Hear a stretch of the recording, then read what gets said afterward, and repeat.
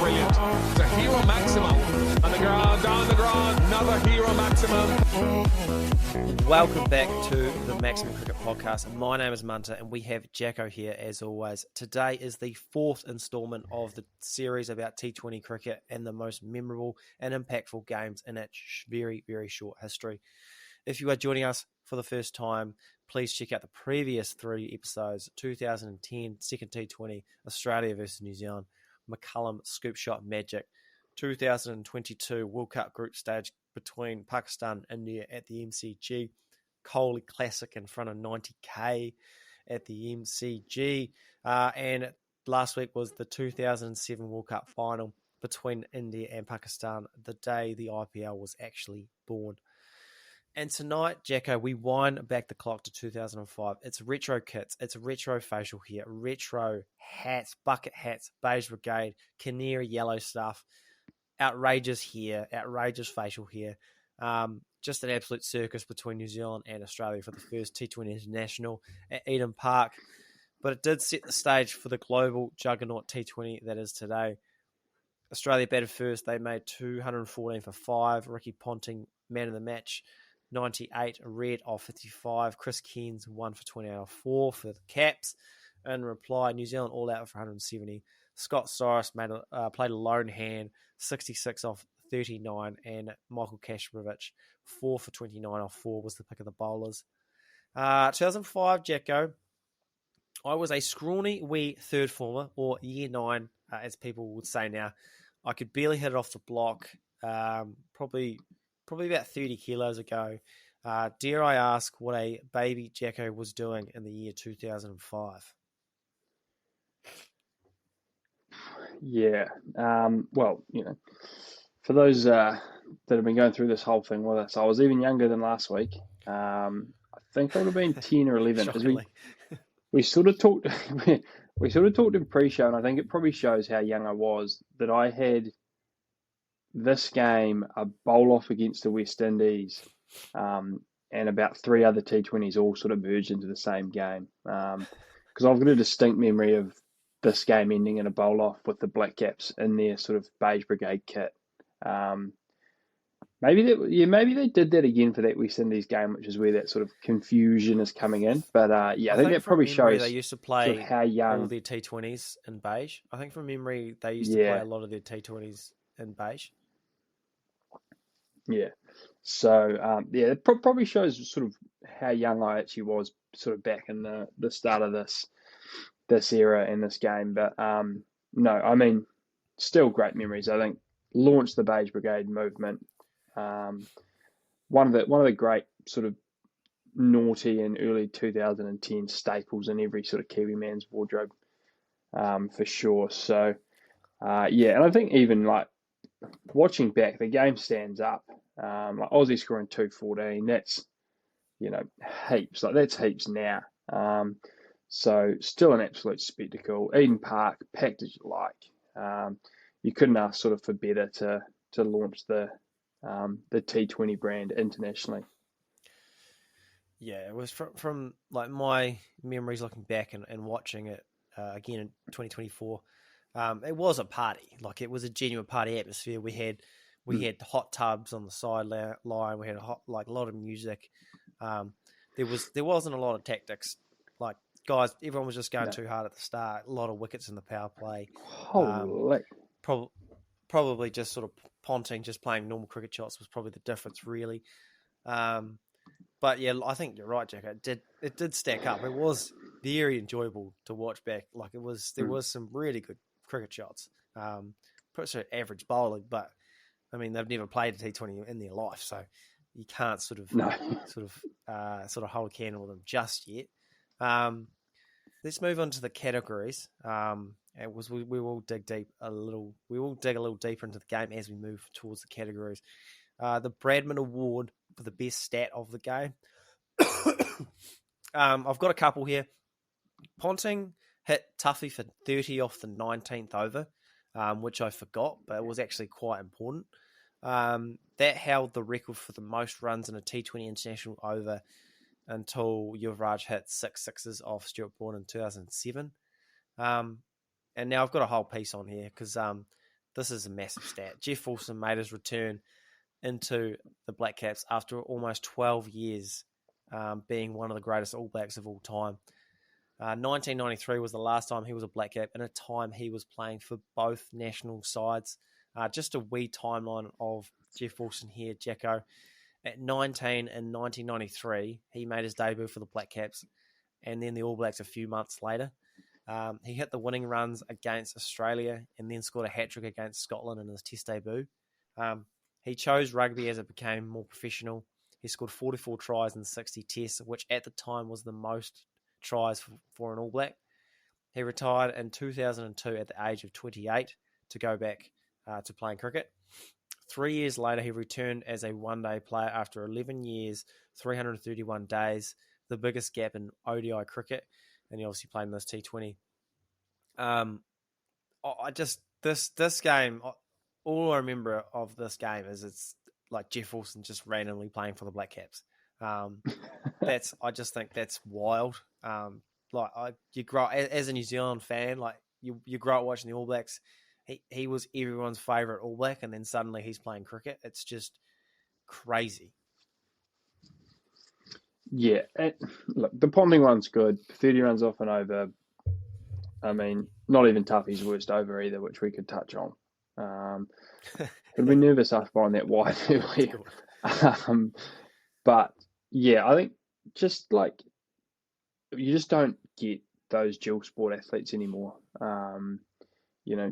To do both and do them so well, I think, especially cricket, I think having time out of the game cricket, I think sort of exponentially makes things more difficult. Like, it's such a hard game to compete at, the international level if you're doing it full time. You don't have rugby on the side, you don't have anything on the side.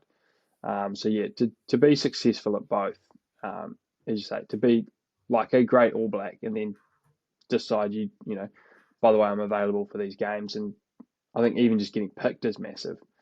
So yeah, I think different sports as well. Jeff Wilson they're not even similar sports. It's not like not even obviously rubber to rubber league. We have a lot of dual internationals. Yeah, it's like they're just like you train so much differently. It's crazy. Yeah, and I think not sticking and then facing like this game, like Lee, McGrath, like some genuine players, like to even just have the confidence to say, yeah, I can go out and play with them, just shows sort of what an athlete he was and what a supreme talent he was as well. Unbelievable. There's more on Jeff later. He's going to keep popping up. The Glenn McGrath 2005 award for the turning point of the game. There's two, I suppose. I think it's Michael Hussey's innings. He came in after the fifth wicket fell at 137 for 5 overs to go. Him and Ponting put on almost 80 in about 5 overs.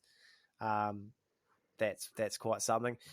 But I mean, 30 of that was in the 19th over, so that feels like that's probably the turning point. That's when you go from 180 to like almost 220. That's where the game gets taken away, sort of thing. Is that a toughie? As you said, not Tuffy's arguably his worst work, which is saying something. No.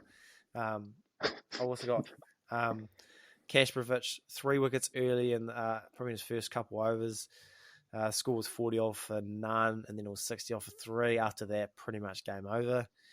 I don't know how it's not the 30 off 1 over. Like that's quite something. If you get 30 off 3 overs, that's good going at 10 and over. But 30 off 1 is just it's tough to turn around. Especially like in the unknown of like this too, because then you're like, oh shit, now we've got to do that to the death, and it's so like daunting, isn't it? I suppose that takes them, even if he goes 10 off that over, they're only getting 190, and it's actually suddenly chaseable because we're not that, so we didn't get that far off it. So it's tough to go past the 30 there. Yeah, 100%. The Andy McKay award for I forgot he played. There's a few. I mean, this is 19 years ago. First one stuck out. James Hopes. We're talking. This is one of the all-time Australian tax, Lee, McGrath, Kashrovich, James Hopes, keeper standing up. That sticks out like a fucking sore thumb. Sore thumb. Only win at 7, so can't complain. Matthew Sinclair, another failed attempt. We could do a whole episode on Matthew Sinclair because he is one of the greatest domestic players ever. Like, his stats are phenomenal, but for whatever reason, just could not stack up. He made a first baller in this. Jeff Wilson, obviously, that's probably it. Okay, here's a stat for you. Hang on. Go on. How many balls has Sinclair faced in T20 cricket? One, is it? Was that his last? No, it's 5. He played 2 games, but he scored no runs. So 2, a first baller and a 4-ball duck, and that's your T20 career done. Thanks for coming. That's crazy that me and Matthew Sinclair have scored the same amount of runs in T20 internationals. That's and crazy. he had 2 more goes at it. Holy. I think I could face 6 balls. 6 balls. Give me 6 balls. Yeah. I could do that. I'd get off the mark. I'd front foot. I'd defend 33 man for 4 minimum. Just a wee feather. That's all it takes. Maybe tuck one off the hip that the umpire generously gives me runs, but I've got nowhere near it. Yeah. I'm 1 off 1, and I've got the set man on strike. Done the job. Yeah, tough Skippy. I've got Andre Adams. Definitely. I mean, not that he didn't stand out. Like, he obviously deserved his place and stuff, but just sort of forgot he was in this era. You know, just hadn't seen him optically. Hadn't seen him bowl for a while. Always a big fan of Andre Adams. Decent bowler. Just had sort of a nice gentle run up. Big shoulder bowler. Bowler at a reasonable clip. Could also hit a ball for a tailender. So, no, I think he would have been quite handy if he sort of played nowadays, I think, Andre Adams. Yep. I mean, anyone else? It's probably got to be Hopesy. It's probably got to be Hopesy boy, doesn't it? I think everyone else, if you look here, probably has, some memorable moments for their country, potentially. I would be able to. The ones that stood out. Yeah. I mean, Sinclair's got a double 100 on Test debut, so. But wasn't a true. T20 player, so. Maybe we should change this category to like someone that's out of place. We could change it to the James Hope Award, like just someone that just it's kind of like spot the difference almost. You've got a group of like hot friends, and then the one person that doesn't stand out. Like that's James Hope's. That's James Hope's in that bowling attack. Spot the intruder almost. Yeah, imposter We'll syndrome, brainstorm something like that. No, we'll workshop it. Work in progress. Yeah, it's a work in progress. Brendon McCullum award, scoop shot award for the shot of the game. Ponting clipping Jeff Wilson and then hitting the top of the Eden Park stand. I still remember that. And it there's something about when you hit a 6 and it bounces back onto the field. Like it's so dominant. Like, sometimes you can hit a fence and it comes back, or you hit a tree, comes back, and there's something so clean about it. When it falls straight down after hitting a roof onto the outfield, I mean, roof stuffs gets the people going. I mean, it's as good as you get.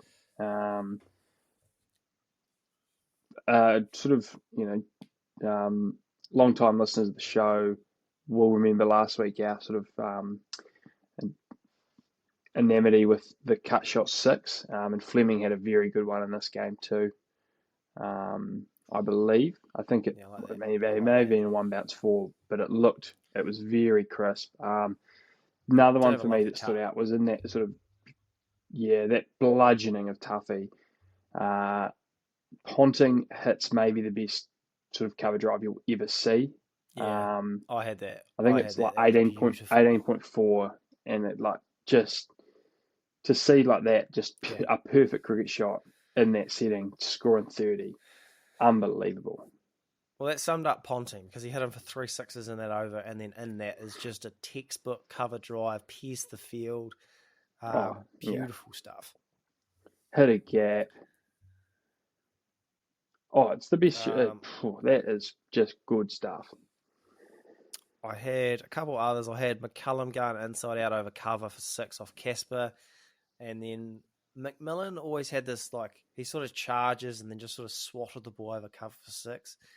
Oh, I mean, I always liked. I mean, Macca was just a good watch. He's so entertaining. Yeah, he's a great player. I think he'd be one of the guys. You know how you talk about a guy like if they played in this era, they'd be like genuine superstars. I think if he was like in his prime right now, or 2 or 3 years ago, like playing in this whole IPL era, he'd be as big as like someone like Dan Christian, I reckon. Like he had that sort of game. Yeah, Um, he's so marketable as and well. like, He's so everyone loves him. oh, yeah, yeah, one of the greats. So, yeah, always easy on the eyes. He had some great Chapel Hadley runs, some great Chapel Hadley like chases in him. So, yeah, I don't mind Macca in there as well. But that cover, it's hard to go into roof stuff, but I love that cover drive from Ponting as well. But it probably has to be roof stuff.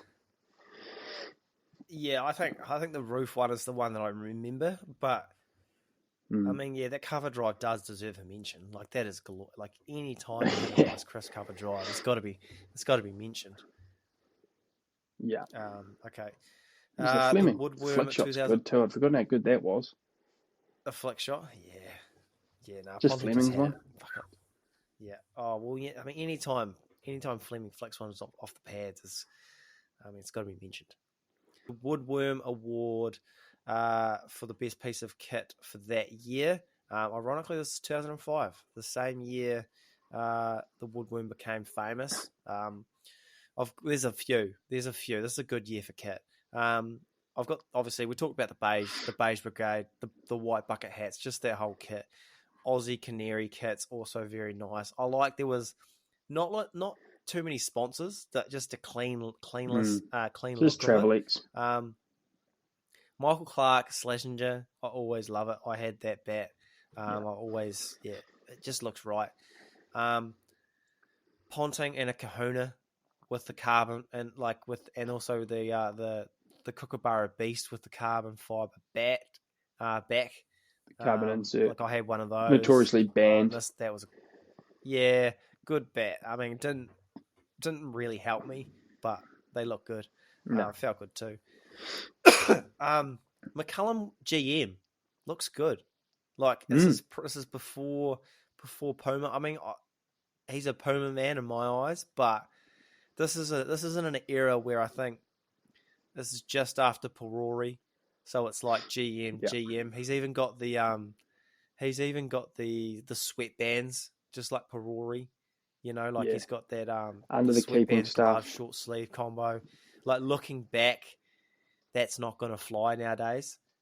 But there's something about it. I think we've mentioned it before, where if you're good looking enough, you can pull it off. Your McCullums, your Peroris, probably it. Yeah, probably anything else? You got to be good in that too. I think maybe.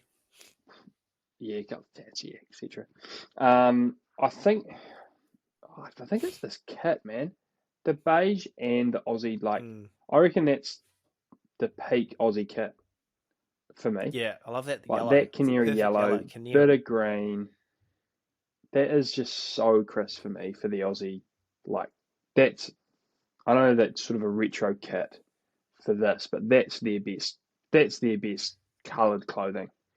Yeah, I mean we've gone on like the Kahuna with Ponting's an iconic stick. It's your Flem, you purist, your Ricky Ponting, your Kahuna. Only serious players can use Kahunas. It's always been that way ever since Ponting sort of used it. But yeah, I mean for me that's the best Aussie kit you'll get. Well said. Moving on to what's aged the worst. Has Tuffy ever bowled well to Australia? I'm yet to see it. Probably not going to see it now, to be fair. It's 2024, but No. I just don't remember a good spell ever to Australia. No, neither do I. Just didn't seem to sort of get going against them, did he? I've got another one for you, though, for what's age the worst. Billy Bowden's carry on. Oh, fucking knew it. I knew that was coming up. I knew that was coming up. I knew you'd hate it. I knew he was doing, he's doing his thing. To be fair, this is probably his atmosphere. This is probably the perfect place for Billy. It's probably his apex mountain. He is on my list. This is what the Black Clash. This is what the Black Clash wishes it was. Yeah, it's pretty much a Black Clash, isn't it?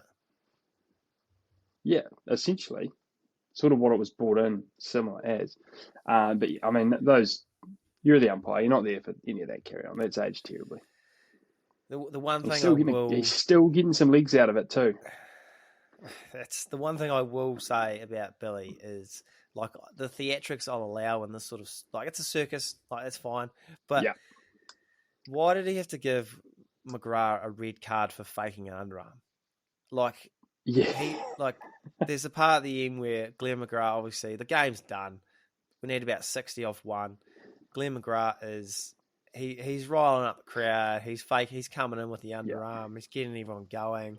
He comes in, he doesn't do it, and then walks back to his mark.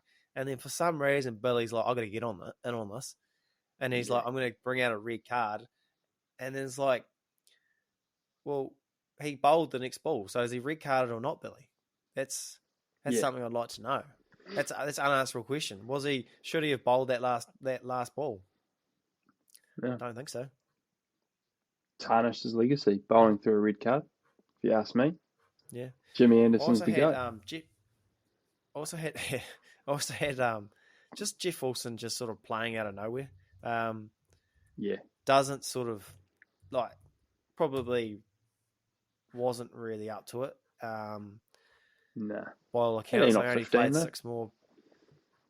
Yeah, I mean, it was all right. It just sort of there was a lot of commotion about did he earn that recall? And my answer to that is, does it matter? Doesn't matter. No. As we sort of said, it's almost Black Clash. Yeah, it's almost Black Clash stuff. Like you're getting him in there to bring some punters in the door. You probably got 1,000 rugby fans that wouldn't have gone if Jeff Wilson didn't play. So, tell you what's aged poorly too. A few blokes just couldn't tuck their shirt in this game. Struck out to me a wee bit. Don't have an old man yelling at clouds, but I noticed that for Goldie. I was like, it's not a good look. I don't know what they do in rugby, mate, but it's a no-no. Right, Apex Mountain, obviously. I mean, I had Ricky Ponting, but it's obviously not because he's just had an incredible career. I don't even know what his Apex would be. Probably winning 3 World Cups in a row probably has something to do with that, I would say. Yeah, maybe. Billy Bowden's a good one. I think that's a good one. I've also got Disco here. I also remember Hamish Marshall's here. I think that's probably the apex for perms. I don't think it's ever been more popular than that moment there because that hair was. How much effort did he go into that? Because this is going into an unanswerable question because. Did Hamish Marshall just get picked because of his hair? In this game, maybe. Much, but good fielder, good at point. He's very good at point. Hell of a fielder. Yeah. I remember watching a few games when him and his brother were at point and cover point, and it was special to watch. I think for me, I'll throw in the Beige Brigade, the Beige Army, the Beige uniform. I think this is where it peaked. That full retro. That's where it peaked. You're right. I think, it was sort of like that generation's nowadays you're probably like a Bulls Jordan jersey, like everyone sort of runs one. Sort of your Derek Rose. Before it was overpopulated, your LeBron Cav, that was the bit of kit to have, I reckon, especially during that sort of era. And this game is probably definitely what sparked that. So I reckon that's as good as the beige will ever get. Yeah, I like that. I like that. That's a good one for Apex. Last question, unanswerable question. Will we ever see a double All Black again? Wow. I mean, it's just so tough nowadays, isn't it? Like, it's just so tough. I think the way the Super Rugby just encroaches into the summer, just probably forbids it, unless. And I think as well the way cricket selection's going too probably like forbids it. Like, you're probably going to need, like, the ideal case would be like your Jock McKenzie probably is your number one example of a guy who's in both systems, plays a bit for Auckland as a young lad, then realises there's way more money in rugby and starts playing for the Blues full time. But if he could sneak a little Black Caps game in, in the next couple of years, he could be like, that's your example, I think. Whereas I think if you're not going to be an All Black at 22 and be a Black Cap at 26. And the Caps sort of are showing that they're picking guys older and older and like a little bit further into their careers. So, I don't know if we'll ever see it again, purely because that Super Rugby just creeps so deeply into the summer and there's just so much more money in playing rugby at the lower levels. So, yeah, I mean, that just shows how incredible Jeff Wilson was. Right, anything else you want to add on that one, Jacko? Nah, I mean, how Aussie don't run canary yellow all the time baffles me looking back at this. That's probably my parting words. It's so crisp. It looks so good. They're offering dark green this year. It's absolutely disgraceful. Yeah, you've got to go canary. Eden Park, exceptional white ball venue when it's rocking, isn't it? Just looking at this crowd. We 6 signs in the crowd. Very, very good. National Bank stuff. Always good to see. Yeah, there's national. Yeah, I was going to say a bit more National Bank stuff, but that'll be the best sponsor New Zealand cricket's ever had. Okay, that's a perfect way to sign off, I think. Righto, thanks everyone for joining us today. If you enjoyed the show, please do like and subscribe, and help us grow. Jacko, thanks again, and we'll catch you all next week. Thanks, mate.